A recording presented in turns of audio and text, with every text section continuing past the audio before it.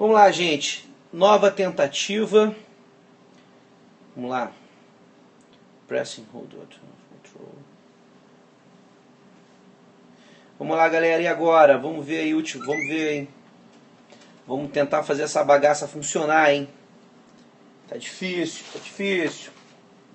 Tá difícil, mas aqui a gente não escapota mais no breca.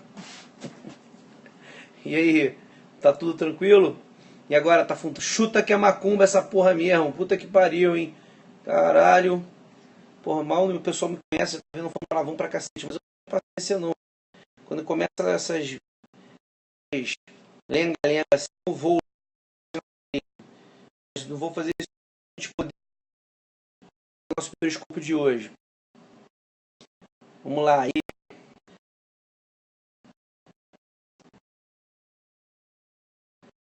Professor Luiz Marcelo. Chegou aí pra me falando.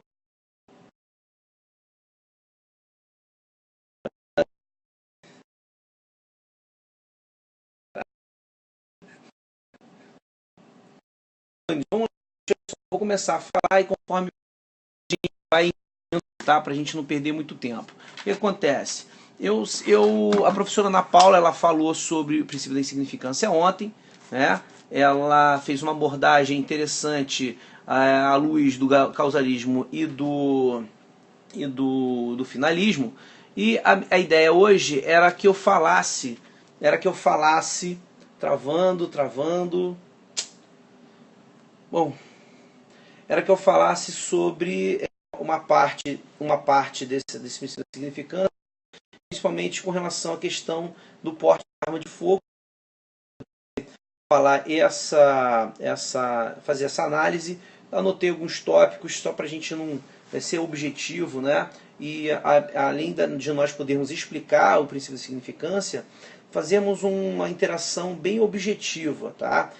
Darmos, digamos assim, uma orientação de raciocínio sobre o princípio da significância. Se nós observarmos bem, todas as vezes que se fala em princípio da insignificância, todas as vezes que isso acontece, tanto na doutrina quanto na própria jurisprudência, há uma certa banalização desses princípios reitores e muito subjetivismo na aplicação desses princípios. O que a gente vê é uma repetição reiterada, repetição sobre os 4 vetores, né? Então você tem lá, sempre a jurisprudência falando, aqui está faltando os 4 vetores, um dos vetores, e você não sabe exatamente o alcance desses vetores. Então você tem lá, dentre eles, nós falamos lá da mínima ofensividade da conduta, né?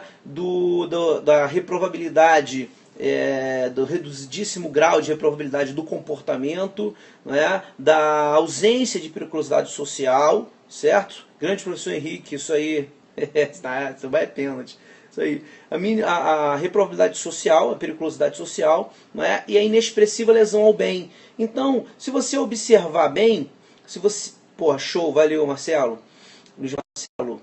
Bom, se você observar bem, gente, olha só o que vai acontecer. Todos eles são subjetivos, todos, tá? Eu fiz antes de iniciarmos os casos concretos em que eu tive a oportunidade de trabalhar e em situações flagranciais e até mesmo em relatórios de inquérito. Antes de falarmos isso, vou só falar um pouco desses princípios reitores. Eu queria passar para vocês um método de análise desses princípios para você poder, quando for analisar uma questão, um caso concreto, você saber exatamente que vetor desse está faltando. Tá? Então vamos lá. Primeiramente vamos falar sobre isso, depois a gente fala dos casos concretos. Certo? Inclusive sobre insignificância no porte ilegal de arma e de munição, que a queridíssima professora Ana Paula Lopes mencionou. Esse tema, meus amigos, antes de iniciar esses princípios reitores, eu tenho aqui o nosso livro, tá? Livro aqui, vou mostrar aqui o livro para vocês, Investigação Criminal pela Polícia Judiciária, tá? Professor Henrique Hoffman, que está aí na nossa live, está aqui entre os autores. Eu estou entre os autores também. 2 delegados federais, Dr. Márcio Anselmo e e também o Rodrigo Carneiro, né, do professor Márcio Anselmo, além de um excelente professor acadêmico, é delegado de Polícia Federal, e ele coordenou e ainda trabalha na Operação Lava Jato, nas diversas vertentes da Operação Lava Jato. Esse aqui, o livro, ó, ele também tem, ele aborda o princípio da insignificância, inclusive quem fala sobre isso no meu livro é o professor Henrique Hoffmann, fala muito bem, inclusive mencionando o Leonardo Marcondes numa outra obra que ele escreveu. Exatamente, essa aqui é a primeira tiragem. A primeira tiragem ela foi esgotada em 15 dias, galera. 15 dias se esgotou pela Lumen Iuris, tá? A segunda tiragem saiu agora, saiu hoje, e ela já está no site da Lumen Iuris para aquisição. Aproveite que continua com o preço de lançamento, certo? Ainda sobre insignificância, eu vou abordar uma outra vertente sobre o delegado de polícia na prática, como ele atua na prática, sobre as fontes do direito, a teoria do direito, que é aplicável pelo delegado na prática. Esse assunto eu fiz uma abordagem no livro, tá? Inclusive falando sobre a Lei 12.830 e um aspecto... Professora Ana Paula, grande professora Ana Paula, obrigado aí a professora Ana Paula me convidou para fazer esse bate-bola com ela, agradeço a professora Ana Paula pela oportunidade. Ela é grande incentivadora para a divulgação do livro, ela participou lá do lançamento aqui no Rio de Janeiro, fizemos um lançamento em Tocantins, em Curitiba e no Rio de Janeiro. E a professora Ana Paula compareceu, tivemos a oportunidade de bater um bate-bola lá no dia, né? Bom, vamos para esses vetores. Vamos parar de enrolar agora e falar dos vetores. Eu vou ter aqui no computador para facilitar a vida. Olha aqui, ó. Se quem quiser fazer um print, faz um print aqui, ó. Grande Bruno, da Unesa e Faipol. Aqui, ó. Porra, deixa eu ver aqui como é que eu faço. Eu tô virando, né, cara? É um ovo. Pronto, aqui, ó. Tá vendo aqui? Eu coloquei... Obrigado, valeu, Sérgio. Valeu, vamos lá. Olha só. Eu coloquei aqui os 4 vetores, né? A mínima ofensividade, ausência de periculosidade social, reduzíssimo grau de reprovabilidade e inexpressiva lesão bem. É muito comum você, numa decisão do Supremo, verificar nos acórdãos que, genericamente, tanto os ministros quanto, às vezes, até a própria doutrina, argumenta que falta um desses vetores aí para poder aplicar insignificância. O problema é que você, numa hora da prova, como é que você sabe qual desses vetores você aplica? Não é? Se você fala em mínima ofensividade da conduta, o que é ofensividade da conduta? Grau de nocividade. Digamos que seja o nível de agressividade na conduta do agente, certo? Beleza. Aí você vai para a ausência de periculosidade social. Bom, periculosidade social, a gente imagina o quê? O grau de risco, né, para a sociedade daquela conduta, o clamor social que aquilo vai causar na sociedade. E se você não for parar para pensar, uma conduta agressiva, nociva, ela ao mesmo tempo também causa uma grande repercussão social, né? Ela ao mesmo tempo ela esbarra na periculosidade social, dependendo da nocividade da conduta. Se nós formos ver também a reprovabilidade do comportamento, qual é a diferença de reduzidíssimo grau de reprovabilidade do comportamento para mínima ofensividade da conduta? Conduta e comportamento, qual é a diferença, velho? De conduta para comportamento? Como é que você vai distinguir uma coisa da outra? Inexpressiva lesão ao bem. Bom, qual é a diferença para inexpressiva lesão ao bem para mínima ofensividade? Pô, a gente vai falar de ofensividade, mistura com o conceito de princípio da ofensividade, que é atingimento a um bem jurídico de terceiros, ou pelo menos colocar em risco concreto o bem jurídico de terceiro. Como é que eu posso falar em inexpressiva lesão ao bem e ao mesmo tempo distinguir da mínima ofensividade da conduta? Se eu posso ter uma conduta que, se não for ofensiva, também não será expressiva? Bom, analisando os acordos, vou fazer um resumo, né, para a gente poder ser objetivo, como eu disse, e todo mundo tem um livro de doutrina em casa, né? Todo mundo pode pegar um livro doutrinário e dar uma lida, né, sobre esses princípios reitores, mas o meu objetivo aqui é facilitar a vida de vocês, né? Fazer uma relação objetiva desses vetores o caso concreto. Então vamos lá. Mínima ofensividade da conduta, amigos, é a nocividade daquela conduta do agente à pessoa, a conduta relacionada à pessoa, certo? Quando eu analiso a ofensividade da conduta, eu relaciono a conduta do agente ao grau de nocividade a uma pessoa. Vou dar um exemplo em que isso aconteceu e o Supremo Tribunal Federal entendeu que não havia mínima ofensividade da conduta no furto de uma bicicleta. Vou voltar aqui. Tá? A bicicleta ela foi furtada de uma determinada pessoa. Essa bicicleta, se você fosse vender ela no ferro velho, de repente ela ia custar uns R$30. Ou seja, um valor pequeno, certo? Porém, esta pessoa usava a bicicleta para se locomover para o trabalho. Portanto, para ela era um meio de locomoção de sua casa para o trabalho. E o Supremo entendeu que, nesse caso concreto, essa conduta não poderia ser considerada de mínima ofensividade.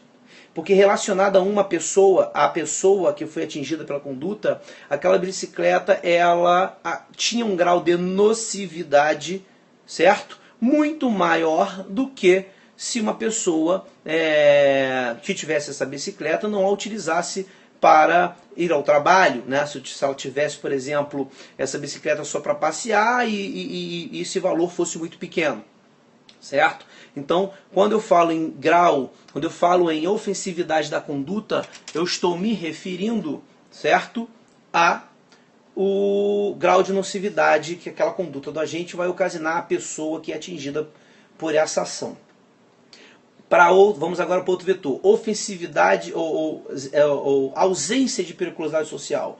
O que significa isso? Isso significa que a conduta do agente não pode ter nenhum tipo de risco à sociedade, uma conduta que seja perigosa à sociedade, que cause clamor à sociedade. Professor, mas isso é muito subjetivo. Porra, é subjetivo mesmo. Esses vetores são subjetivos.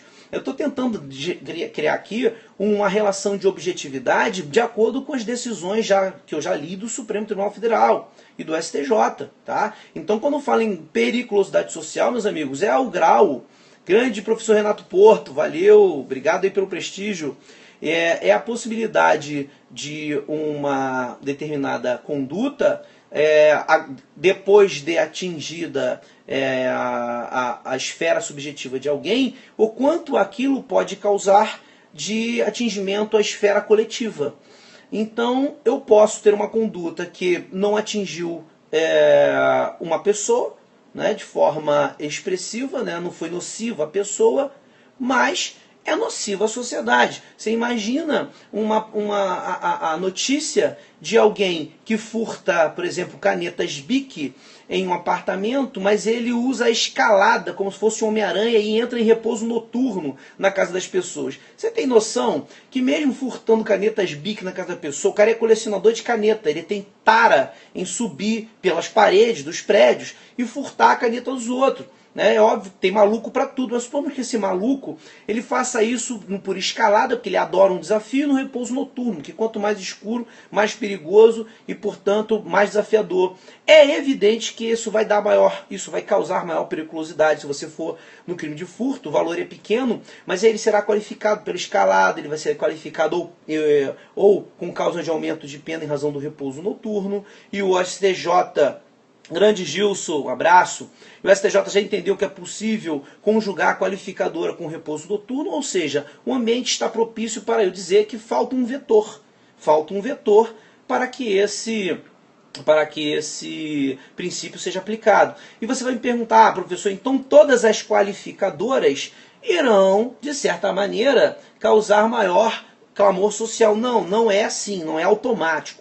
Não é o fato de ser uma qualificadora que você automaticamente vai ter como conclusão que vai haver um clamor social. Até porque não pode generalizar dessa forma, tendo em vista que a própria prática do crime Valeu, grande professor Renato Porto, obrigado pelo prestígio aí.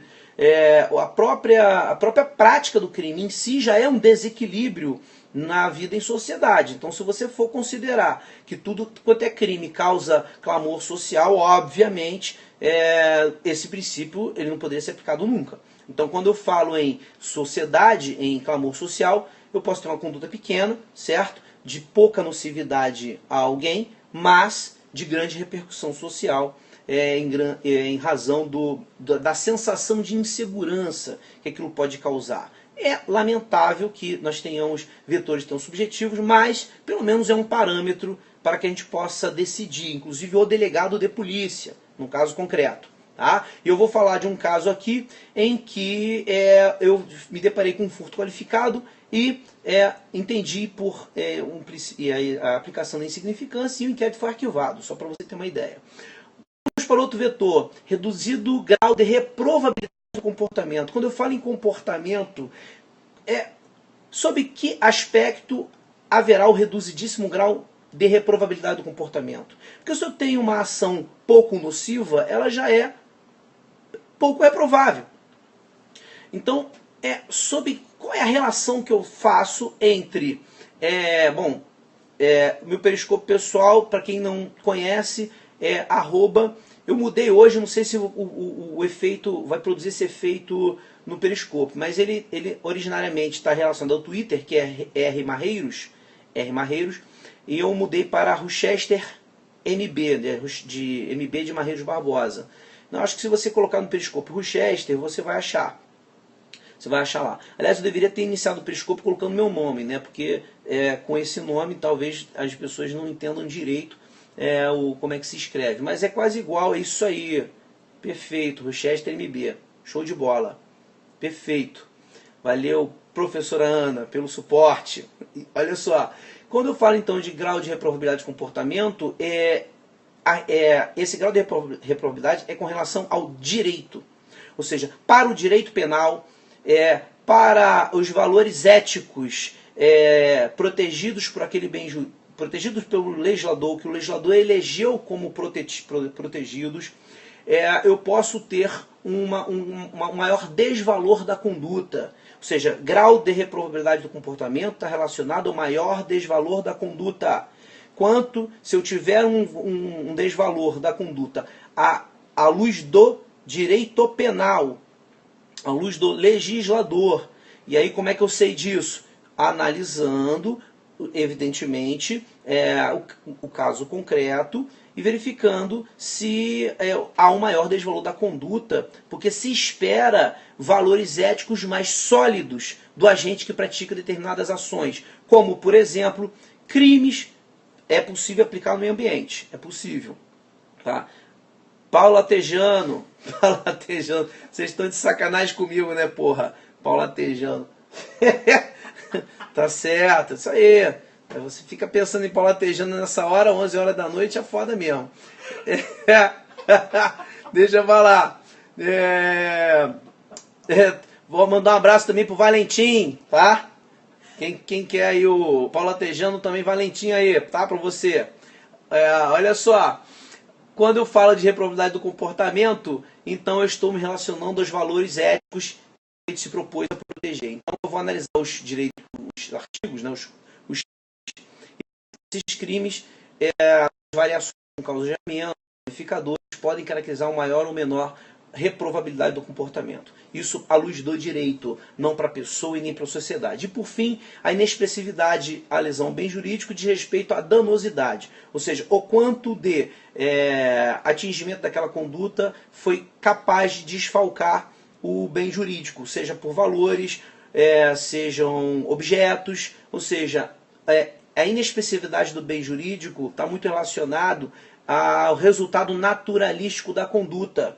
Portanto, geralmente você vai precisar quantificar o resultado dessa conduta. Enfim, esses 4 vetores, meus amigos, são os vetores que o delegado precisa avaliar na hora de ele analisar um caso concreto. E ele vai associar essas expressões que possuem um grau de subjetividade de certa forma grande a essas circunstâncias objetivas.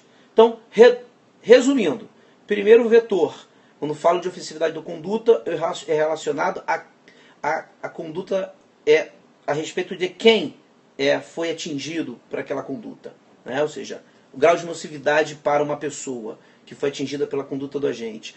Periculosidade social relacionada ao grau de repercussão social, o clamor social. Reprovabilidade do comportamento, o desvalor social da conduta para os valores éticos e valores do bem jurídico tutelado pelo direito. Então, à luz do direito, você vai avaliar esse maior desvalor da conduta, certo? Você avaliando aí proporcionalmente as tipificações no Código, na legislação penal. E por fim, a inexpressividade da lesão ao bem está relacionado à quantificação dos valores, dos bens, dos objetos que podem ter sido desfalcados. Maravilha?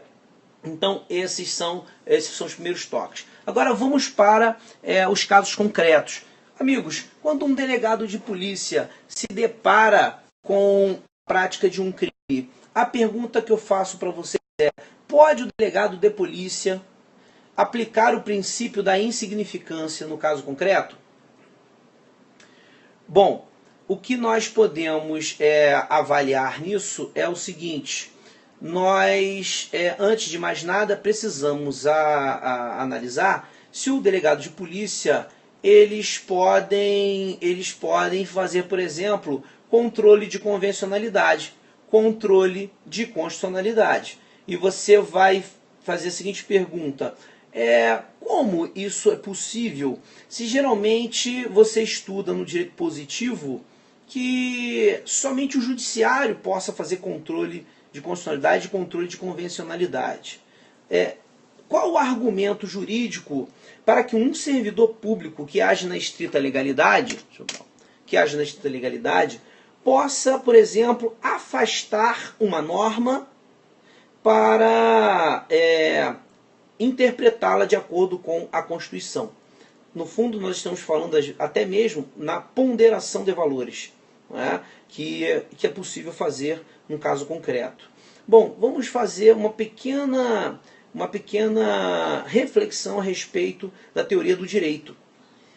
Se nós formos avaliar a pirâmide de Kelsen, nós vamos verificar que a hierarquia das normas ela inviabiliza, por exemplo, que uma determinada norma, uma determinada lei, possa hierarquicamente ser superior a outra, ou suplantar a aplicação de uma outra. Então, por exemplo, é possível que uma resolução de um Conselho Regional de Medicina valha mais que o direito penal, que a lei penal, que foi criada pelo legislador através de uma lei ordinária, através de um processo legislativo? É possível, por exemplo, que isso aconteça? É possível que uma decisão ou uma jurisprudência do Supremo Tribunal Federal valha mais que a própria Constituição Federal? E outra coisa, se isso é possível, se é possível uma resolução incidir no lugar de uma lei, se é possível uma jurisprudência constitucionalizante ser aplicada em lugar da Constituição, poderá então o delegado de polícia exercer na sua função, utilizando-se dessas fontes normativas como servidor público? Ou seja, se o servidor público ele é obrigado a aplicar a lei no sentido estrito, inclusive está lá num crime de prevaricação, não é isso? 319. Deixar de praticar ato de ofício ou praticá-lo, né, ou retardar, né, contrariando expressa disposição de lei. Óbvio que tem o interesse, o sentimento e o interesse pessoal, né, o especial fim de agir, mas está lá o dispositivo escrito lá. Está escrito que se ele age contrário à expressa disposição de lei, pratica um crime de prevaricação. E como é que o delegado, então, pode afastar, por exemplo, uma lei em que expressamente determina uma determinada ação e a sociedade espera uma determinada ação do delegado, e ao mesmo tempo ele entender como uma norma inconstitucional?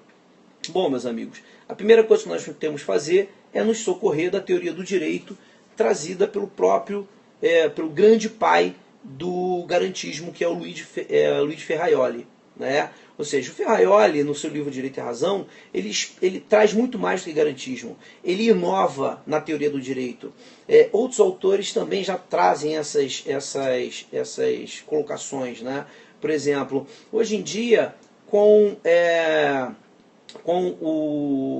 o neoconstitucionalismo, para quem não gosta do neoconstitucionalismo, mas para o pós-positivismo, para a possibilidade do delegado avaliar diversas fontes normativas, ele precisa, antes de mais nada, ter conhecimento dessas fontes normativas. E mais, ele precisa ter liberdade para esta ação. E eu te pergunto, onde o delegado, como servidor público, possui liberdade para agir, ou seja, liberdade para interpretar e aplicar agora por exemplo, um princípio da insignificância. Temos uma lei de número 12.830 de 2013, que diz, meus amigos, vou recordar aqui a leitura para vocês, eu separei aqui para nós podermos trabalhar com ela. Aqui, olha aqui, está escrito lá na lei, ó. As funções de polícia judiciária e apuração dos crimes penais exercidos pelo delegado de polícia são de natureza jurídica, essenciais e exclusivas de Estado. Vamos lá. O que isso significa? Significa o seguinte, ó, parágrafo 1º, ao delegado de polícia, na qualidade de autoridade policial, cabe a condução da investigação por meio de inquérito policial ou outro procedimento previsto em lei. Podemos falar o termo circunstanciado, podemos falar de investigação por prática de ato infracional, né, que tem como objetivo a apuração das circunstâncias da materialidade e autoria das infrações penais. Significa dizer o seguinte, meus amigos, quando eu falo aqui, ó, artigo 2º caput, que a natureza é jurídica, essencial. Essencial a quê, amigos? Essencial a quê? Essencial à administração da justiça. E não é só eu que estou falando isso não, tá? O ministro Luiz Roberto Barroso, no primeiro Congresso de Delegados de Polícia aqui do Rio de Janeiro, os delegados me fizeram uma pergunta. A função da investigação criminal está devidamente adequada, ela está devidamente enquadrada na Constituição como uma função de segurança pública? E ele respondeu, não. A função de polícia judiciária, ela deveria estar no capítulo da função essencial à administração da justiça. Isso é exclusivo de Estado, meus amigos. É Estado totalitário? É Estado nazista? Fascista? Qual é Estado esse? Estado de direito. Estado de direito pressupõe Estado democrático. Então, se o delegado possui função jurídica, se ele possui função jurídica, o que você acha que alguém da função jurídica faz? Sério? Quem se forma em direito, você acha que faz o quê? Quem se forma em direito, amigo, não vai vender pipoca, não vai vender cachorro-quente. Ele, pelo menos, ele pode até fazer isso, mas ele é expert na área jurídica. Ele simplesmente domina uma área do conhecimento humano chamado direito. Da mesma maneira que o médico domina uma área do conhecimento humano na área da saúde, da medicina. Que o contador domina na área de exatas, a contabilidade, certo? Ou seja, cada pessoa que que ingressa num estudo sobre uma área do conhecimento humano, ele passa a ser o perito naquela área do conhecimento humano. Quando alguém é lesionado, a gente encaminha para o médico legista, porque ele é quem tem o conhecimento médico legal para fazer a avaliação. Não é? Se alguém tem problema psiquiátrico e é preciso instaurar um incidente de insanidade mental, você encaminha essa pessoa para um psiquiatra forense, porque é ele que detém a área de conhecimento humano com essa informação específica para poder falar sobre o assunto. E quando eu falo então de aplicação de lei, eu falo com quem? Com quem é formado em direito, porra. Por isso que está escrito lá, que no artigo 1º, que a condução da investigação criminal pelo delegado de polícia, e no último artigo, está escrito lá no artigo 3º, que o delegado de polícia é um cargo privativo bacharel em direito.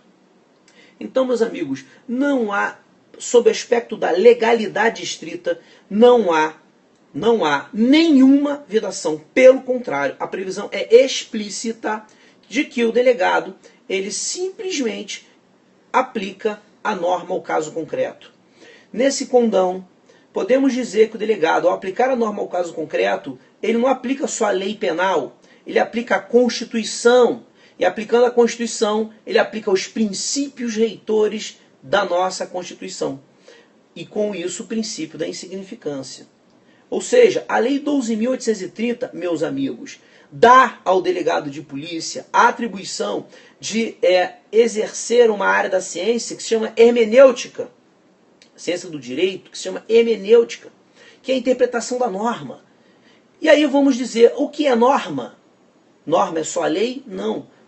Norma são todas as fontes de um sistema em que emanam comandos e emanam da desobediência desses comandos uma sanção. Voltando à pergunta sobre resolução de conselhos regionais. A resolução 1806 de 2005 trata da ortotanásia. Isso significa o quê? Que um médico, mesmo sabendo que um determinado paciente foi diagnosticado com morte terminal, uma doença terminal, deixa eu falar morte terminal, uma doença terminal, e esse paciente fala o seguinte: doutor, eu quero morrer, eu gosto do Zeca Pagodinho, então deixa a vida me levar, leva eu. O que ele quer? Ele quer morrer da forma natural, ele não quer postergar a morte. Mas o médico vai dizer: meu amigo, mas se eu conseguir aqui postergar a morte para você, pode ser que amanhã ou depois surja uma nova tecnologia que venha a cura para a sua doença. E ele fala assim: foda-se, eu quero morrer do jeito que eu quiser. E aí, se o médico deixar então de aplicar a tecnologia da medicina para poder evitar a morte daquela pessoa, ele pratica homicídio? Não pratica homicídio. E o que legaliza a conduta, o que legitima, o que torna aquela conduta típica, mas jurídica do médico? Uma resolução do Conselho Regional de Medicina. Outra resolução do Conselho Regional de Medicina é a operação, a cirurgia de troca de sexo. Segundo o Conselho Regional de Medicina, as pessoas, desde que cumpridas alguns requisitos, como tratamento psicológico, psiquiátrico por 2 a 3 anos, e tratamento hormonal e um acompanhamento psicológico, se essa pessoa, ao final, estiver realmente preparada para a mudança de sexo, ela pode, por exemplo, o médico está autorizado a retirar uma função, ou seja, causar uma lesão gravíssima, que é simplesmente acabar com a função reprodutora de uma pessoa. E o que é isso, meus amigos? Isso é uma lesão corporal gravíssima. Então, o que está legitimando a conduta do médico é uma lei, uma resolução. Vou te dar outro exemplo, agora de uma jurisprudência constitucionalizante, que contraria a própria Constituição. Súmula vinculante 25 do Supremo Tribunal Federal, que diz o seguinte: é inconstitucional a prisão civil do depositário infiel. Se você for no artigo 5º da Constituição, e aí quem souber o inciso pode me falar, diz lá que a prisão civil por dívida só é cabível com devedor de alimentos ou o devedor o depositário infiel. Está previsto no artigo 5º da Constituição.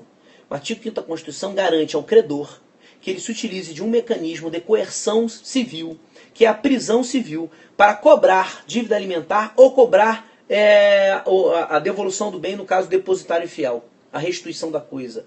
E eu te pergunto, mas a súmula vinculante 25 está dizendo que é inconstitucional você prender alguém por dívida civil que não seja alimentos. Qual foi o argumento que a Suprema Corte, nossa Suprema Corte, utilizou? Se utilizou do Pacto de São José da Costa Rica. Ela entendeu que o Pacto de São José da Costa Rica, por ser mais benéfico que a nossa Constituição, então ela deve prevalecer. E apesar do Supremo ter atribuído a ela um status de norma supralegal, ainda assim a súmula vinculante 25 acaba atribuindo à o Pacto de São José da Costa Rica uma eficácia constitucionalizante, ao ponto de tornar inválido o inciso do artigo 5º da Constituição, que prevê a prisão do depositário infiel. Então eu tenho aí um pacto de São José da Costa Rica, em razão do princípio pro homine ou pro persona. O pacto ele é infraconstitucional e supralegal. Mas o Supremo Tribunal Federal atribuiu eficácia de jurisprudência constitucionalizante ao tratado e fez com que ele valesse mais do que a própria Constituição. Então, meus amigos, o que é norma? Nós não podemos mais entender que a pirâmide de Kelsen ela ainda está vigente, ou seja, hoje nós não temos mais uma pirâmide hermética, fechada. Nós temos, segundo a própria professora Flávia Pelvezano, um livro chamado No Livro sobre Controle de Convencionalidade, coordenado por Luiz Flávio Gomes e pelo Valério Mazzuoli. Valério Mazzuoli é isso, artigo 5º, 67. Artigo 5º, 67. Perfeito. Ou seja, Valério Mazzuoli e Luiz Guilherme Marinoni, eles fizeram um livro sobre controle de convencionalidade, e a própria professora Flávia Pelvezano faz um artigo lá, dizendo que hoje em dia, em razão dos direitos humanos e da internacionalização do nosso direito, ele necessariamente passa a valer no nosso ordenamento como uma garantia constitucional, e isso faz com que as fontes normativas elas sejam analisadas num grau de horizontalidade, no grau de compatibilidades entre si. Eu não mais hierarquizo a Constituição com os tratados internacionais de direitos humanos. Eu hoje compatibilizo. Eu não uso mais o raciocínio do século XIX de análise hierárquica das normas. A análise hierárquica das normas, no fundo, ela traz um condão de militarização do direito, porque aonde existe hierarquia, dessa maneira cega, né, sem nenhuma visão crítica, no âmbito militar. Né? E nós herdamos um pouco esse senso de militarização, porque, no fundo, toda forma de colonização ou toda forma de estipulação de poder aqui, principalmente nos países imperialistas, a ideia é de que a legitimação vale a mesma base da porrada. Então você hierarquiza as normas para legitimar a força do Estado. E não haja, para que o diálogo possa até existir, mas no fundo o que vai prevalecer é a força. Quando eu falo de tratar de direitos humanos, eu falo em diálogo das fontes. Eu posso usar aqui o Eric Jaime, quando fala de diálogos das fontes, doutrina essa trazida pela Cláudia Lima Marques, falando sobre direito do consumidor. Olha como é que nosso direito é lindo, né? Ele interdisciplinariza de uma tal forma que você pode buscar, às vezes, no ensinamento de um outro ramo do direito, um estudo sobre a teoria do direito que se aplica a qualquer ramo, porque o direito é uma coisa só. A professora Ana Paula ontem falou isso. O direito é uno. O que temos é ramos do direito. E muitas das vezes, para, tornar um determinado ramo do direito mais moderno, um ramo de direito mais humano, nos socorremos de teorias que logo depois serão utilizadas e compartilhadas as ideias para outros ramos do direito, como é o caso hoje do direito penal e do processo penal, e da função do delegado de polícia na investigação criminal. Então, meus amigos, na medida em que o delegado ele é um técnico jurídico, né, digamos, um expert na área jurídica, e isso está autorizado pela 12.830, isso gera maior garantia ao investigado, porque o Estado não pode, através de políticas de governo, através de controles ideológicos, seja exercido por outros membros de outros poderes ou do próprio Poder Executivo, não podem substituir a autonomia e independência do delegado de polícia de interpretar a norma. Então, meus amigos, pode o delegado, baseado nisso, aplicar o princípio da insignificância. Tá? Você pode muito bem fazer ponderação de valores. Óbvio que você precisa ler Robert Alexy para para entender como é que se aplica a ponderação, né? A ponderação não é dessa forma aculha que é feita hoje em dia pelo próprio Supremo Tribunal Federal. Tá? A ponderação de valores pressupõe uma técnica de hermenêutica, não é interpretar a coisa do jeito que você quiser para obter o resultado que você pretende. Não é o decisionismo, certo? O decisionismo é fonte originária do nosso nazismo, porque simplesmente o decisionismo foi usado na época da Alemanha nazista como a teoria para que você pudesse fundamentar o Estado, dentro do Estado de Direito, as políticas criminais de genocidas, né, que foram aplicadas. Então nós temos que tomar cuidado com a teoria do direito. E o delegado, ele se presta à teoria do direito, portanto ele aplica a Constituição e tratados internacionais de direitos humanos. Beleza, meus amigos? Bom, caso concreto que eu tive, né, no dia a dia, determinada pessoa teria furtado, por exemplo, ferro velho, na verdade ferros, material de metal que estava num lava-jato abandonado. Esse lava-jato estava murado, né, e para que ele pudesse pegar esses objetos, ele pulou o muro. Esse ambiente, ele estava... porque falando é difícil às vezes até de retratar. Mas, no caso concreto, se você chegasse no terreno, você percebia de forma muito clara que ele estava entregue ao tempo. Ele estava, digamos, à disposição ele estava entregue ao Deus dará. Ou seja, ele estava abandonado.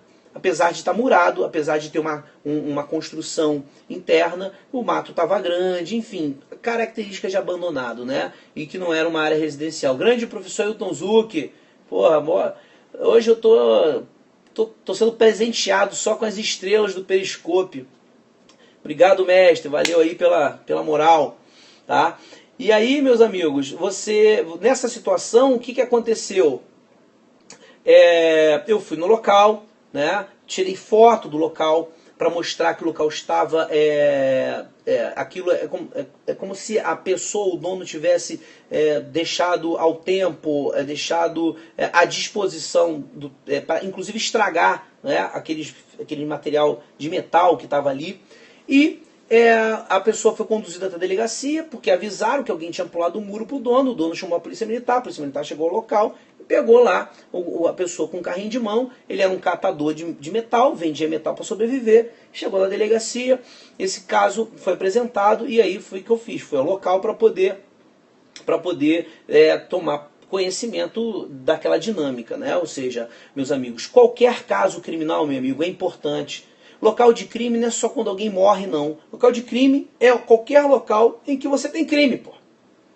Mas, infelizmente, às vezes a gente banaliza as coisas pequenas, tá? E isso, banalizando as coisas pequenas, a gente banaliza a vida humana. A gente banaliza o destino das pessoas. Aquela pessoa ali, ela certamente é importante para alguém.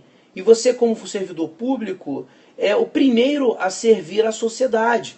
E você, aquela pessoa não tem culpa do legislador ter criado aqui esse tipo penal de furto. E você, quando fez concurso público, se dispôs a exercer sua função com um grau de zelo, de moralidade, de ética, certo? Ética é pensar no outro sem ter que necessariamente ter nenhuma relação pessoal com ele, mas simplesmente agir conforme os valores que ditam a relação de cortesia e humanidade. Então, baseado nisso, apesar de ter sido um furto de um troço de um ferro velho, se eu tivesse me acomodado na função de autômato robotizado, como o professor Rick Hoffman mesmo fala, eu teria lavrado lá a auto-prisão em flagrante, considerado a tipicidade formal e ponto final, né? Ela arbitrado uma fiança, só que era pobre, e aí? Pobre, como é que faz aí? Pessoa pobre, você nega a fiança ou você dispensa a fiança? Como é que você faz? Né? Vamos chegar nesse ponto. Tá acabando. Bom, chegando na delegacia, professor, eu sou seu fã também. Beijo no coração. Olha só, chegou na delegacia, eu considerei eu considerei que aqueles bens arrecadados por aquela pessoa deveria passar por exame merciológico, certo?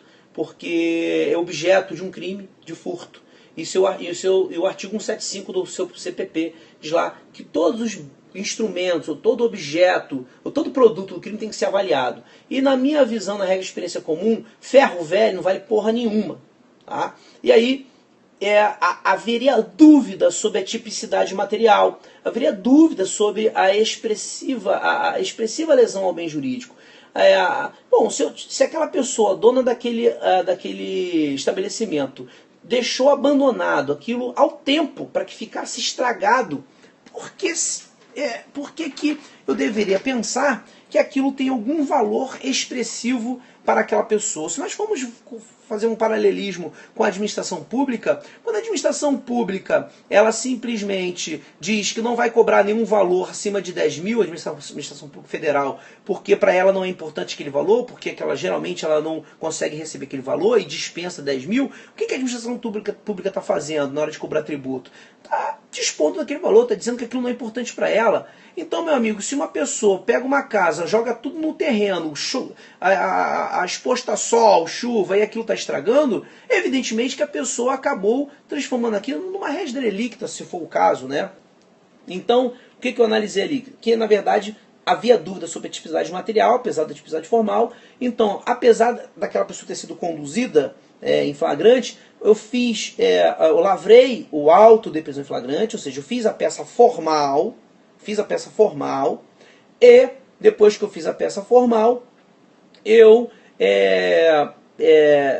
não indiciei a pessoa, dizendo que faltava ali ainda a tipicidade material, certo? Que a formalidade do auto de prisão em flagrante ou a formalidade do inquérito, ele poderia servir até para um indício, para avaliar indícios de uma tipicidade material, mas eu ainda não tinha aquilo demonstrado através de laudos periciais, através de informações, peças técnicas, dispensei a fiança, dizendo que a fiança ela podia ser dispensada pelo juiz e pode ser dispensada pelo delegado, por uma razão muito simples. O 325, parágrafo 1º, 1, parágrafo 325 do CPP e o 322, quando dizem que, quando fala sobre fiança, o 322 trata do órgão competente para fiança, para arbitrar a fiança. O órgão competente para arbitrar a fiança é juiz e delegado. Agora, quando o 325, parágrafo 1º, 1, põe entre parênteses que dispensa de fiança e remete ao artigo 350, ele não está querendo remeter ao órgão competente, que o órgão competente, ou com atribuição, já está definido no 322. Aquele parêntese do 350, do lado do 325, parágrafo 1º, 1, ele está querendo dizer qual será o procedimento que o delegado vai adotar quando ele dispensar a fiança. Porque o 350 faz, por outro lado, uma remissão explícita ao 327 e 328, que diz o quê? Que diz justamente que a pessoa, que o delegado de polícia, ele, ao dispensar a fiança, ele vincula aquela pessoa ao comparecimento dos atos do inquérito ou dos atos do processo. Aquela pessoa tinha residência fixa, aquela pessoa, por exemplo, ela era catadora de metal, mas ela tinha onde morar. Então, bastava, se fosse o caso, se fosse comprovar se o lugar que ela mora era aquele mesmo, que a viatura vai ao local, pega um comprovante de residência, ou pega um outro comprovante, ou pega a própria declaração, né, da pessoa dizendo que mora naquele endereço, e ponto final. Assim, qual o erro disso? A pessoa pode até morar num lugar, tem endereço fixo, mas depois que sabe que vai ser processada, ela pode se mudar e fugir. Por que eu teria que ter uma prova mirabolante de que a pessoa mora em determinado lugar e só a afirmativa dela não seria suficiente para eu considerar que aquela residência é a residência onde a pessoa mora? Certo? Então, essa foi a primeira hipótese que eu... isso foi em 2011. Tá? Assim que saiu a lei 12.403, eu fiz isso. Bom, outra hipótese, que aí eu posso dizer que existe um concurso de procedimentos. A gente tem no processo civil chamado concurso de ações. Concurso de ações ocorre quando o legislador prevê para a solução de determinados casos alternativas de ações cíveis, não é? Por exemplo, nas hipóteses de repetição de vício redibitório, né, eu posso ter uma ação para rescisão do contrato e pedir devolução, rescisão do contrato e pedir o abatimento do preço. É um concurso de ações que pode gerar um pedido alternativo, uma acumulação alternativa de pedidos. Eu posso aplicar por analogia isso ao processo penal. Eu posso dizer que há uma acumulação de procedimentos, um concurso de procedimentos. Se a pessoa chega conduzida, ela foi capturada, então ela está numa situação flagrancial. A forma de iniciar o inquérito policial ali é a lavratura do auto de prisão em flagrante. O que não quer dizer que haverá indiciamento que a pessoa vai ficar presa. Porque o delegado pode chegar à conclusão que aquele fato não é um fato, ou não é um fato típico, certo? E relaxar a prisão, ou pode ser um fato típico formal, mas materialmente ainda não está delineado, então ele não indicia, né? E concede a liberdade provisória para a pessoa. E uma outra hipótese é a instauração do inquérito policial.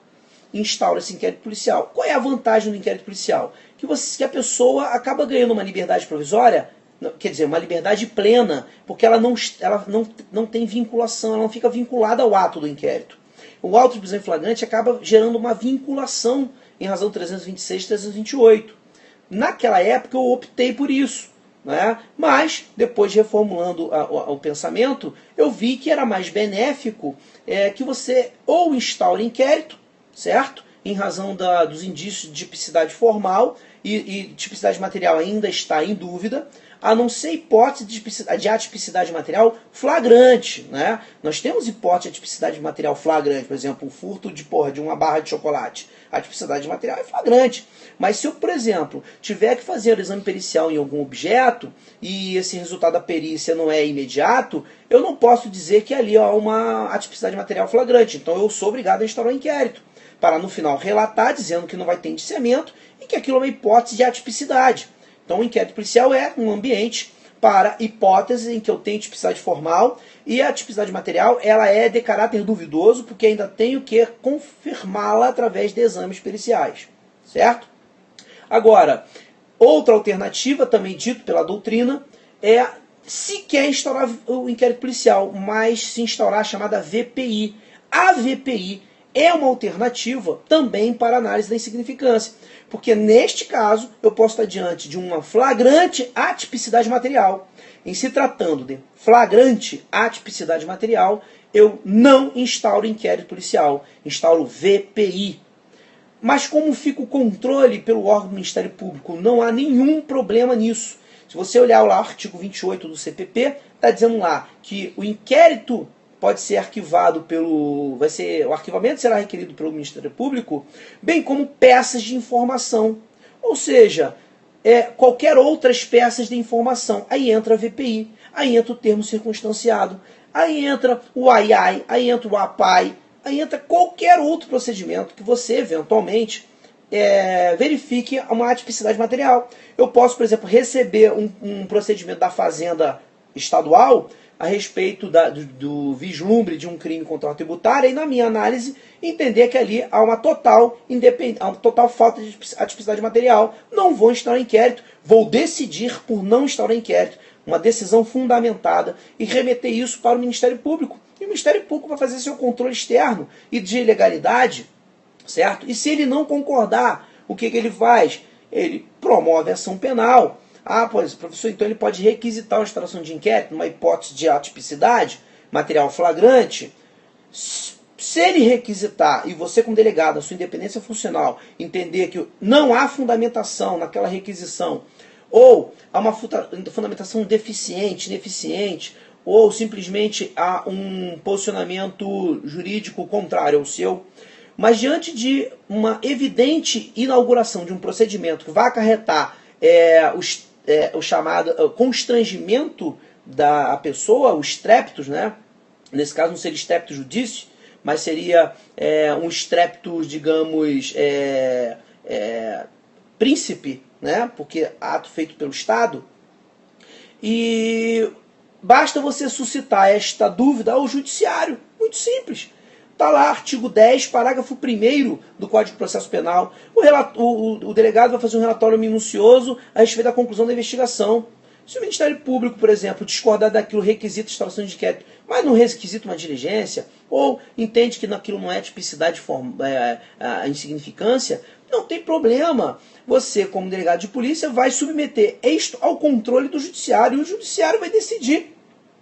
E pode o judiciário arquivar o inquérito policial numa hipótese como essa? É claro que pode, por uma razão muito simples. O judiciário, nesse momento, poderia simplesmente decidir através de um habeas corpus de ofício, ao considerar que aquilo se trata de uma hipótese flagrante de atipicidade material e, portanto, a necessidade de trancar aquele inquérito policial, de encerrar o inquérito policial. Existem trocentas decisões no STJ e no STF de habeas corpus impetrados lá, em que o judiciário tranca o inquérito policial, considerando abusiva a instalação do inquérito numa hipótese de flagrante insignificância. Então, meus amigos, eu espero, eu me alonguei demais. Isso está aqui nesse livro, tá? Esse livro aqui, eu abordo essa questão das fontes do direito, eu abordo a questão do delegado de polícia fazer o controle de convencionalidade, tá? Ou seja, ali tem uma explicação mais aprofundada, baseados inclusive em precedentes da Corte Interamericana de Direitos Humanos.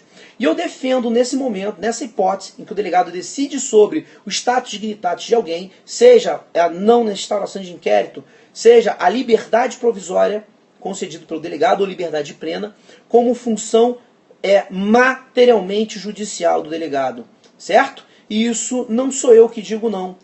A Corte Interamericana de Direitos Humanos é que diz isso. Portanto, a Lei 12.830 é uma norma materialmente constitucional, materialmente convencional. Sequer esta norma pode ser revogada. Se a 12.830 for revogada, será uma conduta inconstitucional por violação à vedação do retrocesso. Tá? Porque com esta norma, os investigados passaram a ter uma maior garantia de independência de ação do delegado contra controles ideológicos, seja do próprio Estado, através do governo, seja através de outros órgãos que tentam controlar o conteúdo das decisões do delegado de polícia. Isso faz com que o investigado ele tenha a garantia de que não vai haver interferências externas, que não vai haver messianismos políticos, como diz Tivetan Todorov, né? Então, isso gera garantias ao investigado. Garantias, depois de conquistadas, não podem ser suprimidas. Então, Canotilho está aí para nos ensinar. Princípio da vedação ao retrocesso. Tá? Está previsto na nossa Constituição. E, portanto, essa norma sequer pode ser revogada. Ela passou a fazer parte agora de uma coisa chamada bloco de constitucionalidade ou bloco de convencionalidade. São garantias constitucionais que não podem mais ser suprimidas. Certo, meus amigos? Então, esta é a minha posição como delegado de polícia. Esta é a forma que eu interpreto a 12.830, é a forma com que eu aplico a teoria do direito. Eu estou cagando para Kelsen já foi, para a pirâmide de Kelsen, perdão, que Deus o tenha, mas o que vai acontecer aqui, grande professora Cláudia Barros, grande honra, minha querida, um beijo para você, muito obrigado pelo prestígio. Porra, tu entrou na péssima hora, você entrou na hora que eu falei que estava cagando pro Kelsen. Na verdade, não é para Kelsen, para a pirâmide de Kelsen, gente. Pirâmide de Kelsen tá lá no século XIX. Esquece essa porra, tá? Século XIX. A gente está no século XXI. Século XXI é a era do novo direito, do pós-positivismo, certo? Seja através do neoconstitucionalismo ou do constitucionalismo garantista do Ferraioli, seja na teoria da decisão do Lênio, seja... Nós hoje temos um direito muito mais dinâmico. Hoje a internacionalização do direito constitucional permite uma coisa chamada diálogo das fontes. Nós não precisamos ficar simplesmente com conteúdos fechados da pirâmide hermética de Kelsen. Tá? Quem diz isso é a professora Flávia Piovesan. Em si nós precisamos criar agora um trapézio. O desenho do nosso direito agora é um trapézio. Na ponta estão os diálogos das fontes entre a Constituição e os tratados de direitos humanos. Abaixo delas, outras normas. Mas dialogam entre si. Se uma norma infraconstitucional for mais valorosa, ela for mais importante, ela der maior garantia à pessoa humana, vale ela em detrimento da lei. E o exemplo que eu dei das resoluções do Conselho Regional de Medicina provam, por A mais B, que o nosso judiciário já reconheceu as resoluções do Conselho Regional de Medicina como fonte normativa para tornar legítimas ações que formalmente seriam consideradas fatos típicos, crimes. Maravilha, gente? Vou ficar por aqui. Eu acabei não falando sobre a insignificância no porte legal de arma. Eu quis dar maior ênfase a essa teoria do direito, porque esse é o fundamento da possibilidade do delegado aplicar, meus amigos, não é só o princípio da insignificância, não. É qualquer princípio constitucional. E quando eu falo de insignificância no porte legal de arma, eu esbarro no princípio da ofensividade. Grupo do Foca. Valeu, Grupo do Foca. O princípio da ofensividade ou da lesividade, o delegado também passa por essa análise. Ele pode sim deixar de aplicar uma norma por violação do princípio da ofensividade e princípio da lesividade. Quem não concordar, meus amigos, que pensa de forma diferente. Né? Desde que o delegado fundamente na técnica, na hermenêutica, e não no simplesmente achismo, ele está respaldado e está respaldado baseado na própria lei 12.830. Certo? Meus amigos, muito obrigado. Desculpem aí ter alongado esse tema, mas eu quis abusar mesmo aí do Marquinhos, quis abusar da professora Ana Paula, que me incentivou. Falei, Ana Paula, vou falar uns 20 minutos só para não ficar uma coisa chata lá. Não, vamos falar bastante lá, falar pra galera, o pessoal lá é firme e forte, e eu acabei me empolgando aqui. Falou, meus amigos? Bom, espero que vocês tenham gostado. Eu estou no Facebook, estou nas redes sociais, é só botar Ruchester só tem esse nome, tá? O problema desse nome é isso, se você fizer merda, fudeu, né? Ruchester é um só, então já todo mundo vai saber quem foi o merdeiro. Então, nas redes sociais, vocês podem entrar em contato, qualquer dúvida, site na Lumen, tá? Vamos lá, vamos adquirir a obra para estudar com visão crítica, né, a investigação criminal. Vamos parar de ficar repetindo. Nosso direito é um direito de criação e não um direito de repetição. Maravilha, amigos? Já estou com o coração apertado, mas eu vou ter que me despedir, ok? Amanhã amanhã de manhã eu vou dar aula. Valeu? E depois, delegacia. Isso aí. Um beijo para vocês e até a próxima. Abraço.